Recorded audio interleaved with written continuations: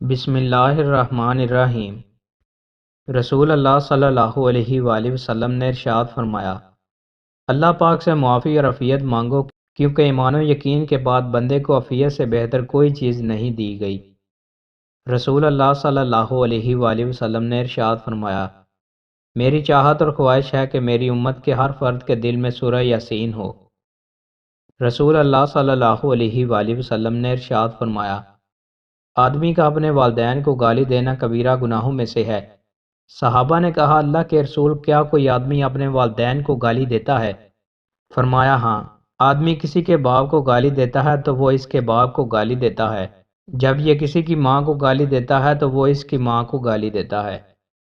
حضرت ابو ہریرہ رضی اللہ تعالیٰ عنہ سے روایت ہے کہ نبی صلی اللہ علیہ وآلہ وسلم نے ایک آدمی کو سورہ اخلاص پڑھتے ہوئے سنا تو فرمایا، واجب ہو گئی۔ میں نے عرض کیا، کیا واجب ہو گئی؟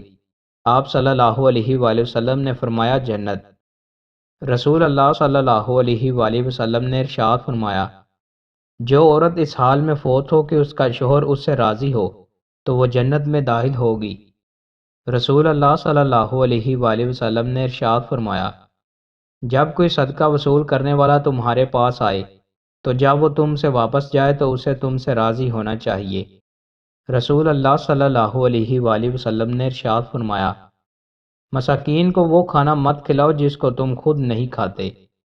رسول اللہ صلی اللہ علیہ وآلہ وسلم نے ارشاد فرمایا، مالدار کی طرف سے قرض کی ادائیگی میں ٹال مٹول کرنا ظلم ہے۔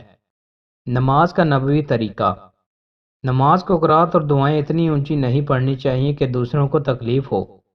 آپ صلی اللہ علیہ وآلہ وسلم نے مسجد میں لوگوں کو بلند آواز سے قرات کرتے سنا تو فرمایا، لوگوں سنو، تم میں سے ہر ایک اپنے رب سے سرگوشی کرتا ہے تو کوئی کسی کو ایذا نہ پہنچائے، اور نہ قرات میں یا کہا نماز میں اپنی آواز کو دوسرے کی آواز سے بلند کرے۔